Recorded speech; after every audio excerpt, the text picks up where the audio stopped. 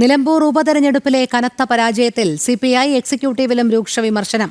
ഭരണവിരുദ്ധ വികാരമുണ്ടോ എന്ന് പരിശോധിക്കാനാണ് സിപിഐ തീരുമാനം. അൻവറിലേക്ക് വോട്ട് പോയതിനെക്കുറിച്ചും പരിശോധിക്കും. എം സ്വരാജിന്റെ തോൽവിയുടെ കാരണം ആഴത്തിൽ പഠിക്കും. എം സ്വരാജിന് സ്വീകാര്യത ഇല്ലായിരുന്നുവെന്നും ഫലം വിലയിരുത്തി വിശദമായ റിപ്പോർട്ട് സമർപ്പിക്കാൻ ജില്ലാ നേതൃത്വത്തിന് നിർദ്ദേശം നൽകി. പ്രശാന്ത് ശങ്കരമംഗലത്ത് ചേരുന്നു. പ്രശാന്ത്, നിലമ്പൂർ ഉപതെരഞ്ഞെടുപ്പിലെ കനത്ത പരാജയം LDFിൽ വലിയ ചർച്ചാ വിഷയം തന്നെയാണ്. CPM പ്രതിരോധത്തിലാണ്. അതിനിടയിൽ CPI എക്സിക്യൂട്ടീവിലും രൂക്ഷ വിമർശനം ഉയർന്നു എന്നാണ് മനസ്സിലാക്കാൻ കഴിയുന്നത്. ഭരണവിരുദ്ധ വികാരം ഉണ്ടായോ എന്ന് പരിശോധിക്കാനാണ് CPI തീരുമാനമെന്നും അറിയുന്നു. കൂടുതൽ വിവരങ്ങൾ.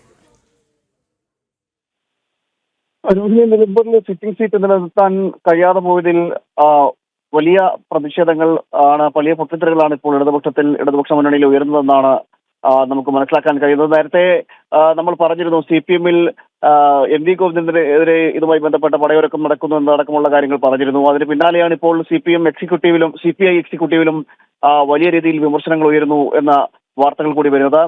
കനത്ത പരാജയമാണ് നിലമ്പൂർ ഉപതെരഞ്ഞെടുപ്പിൽ ഇടതുപക്ഷത്തിന് നേരിടേണ്ടി വന്നത്. എം സ്വരാജിനെ സ്ഥാനാർത്ഥിയാക്കിയതിലടക്കം വീഴ്ചകൾ പറ്റിയെന്നുള്ള വിലയിരുത്തലുകൾ കൂടി വരുന്ന സമയത്താണ് CPIയും ഇതുമായി ബന്ധപ്പെട്ട് വരുന്നത്. എന്തായാലും പരാജയം എങ്ങനെ സംഭവിച്ചു എന്നതടക്കമുള്ള കാര്യങ്ങൾ പഠിക്കുവാൻ മലപ്പുറം ജില്ലാ കമ്മിറ്റിക്ക് CPI എക്സിക്യൂട്ടീവ് നിർദ്ദേശം നൽകിയിരിക്കുകയാണ്. മാത്രമല്ല, ഭരണവിരുദ്ധ വികാരം ഉണ്ടായിരുന്നോ എന്നതടക്കമുള്ള കാര്യങ്ങൾ പരിശോധിക്കണം.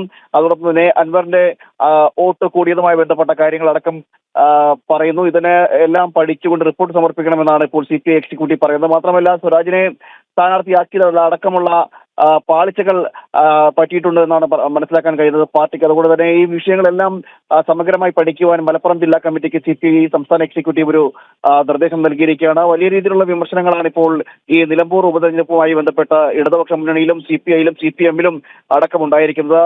വിവിധ നേതാക്കൾ ഈ വിഷയത്തിൽ പ്രത്യക്ഷത്തിൽ പ്രതികരിക്കുന്നില്ലെങ്കിൽ പരോക്ഷമായി വലിയ രീതിയിൽ ഒരു പ്രതികരണങ്ങൾ നടത്തുന്നുമുണ്ട്. എന്തായാലും ഇന്ന് CPM സംസ്ഥാന സെക്രട്ടേറിയറ്റ് ചെയ്തുകൊണ്ട് അതോടൊപ്പം തന്നെ CPI സംസ്ഥാന സെക്രട്ടറി ബിനോയ് വിശ്വം അടക്കമുള്ളവർ തിരുവനന്തപുരത്ത് ഇന്ന് ഉണ്ട്.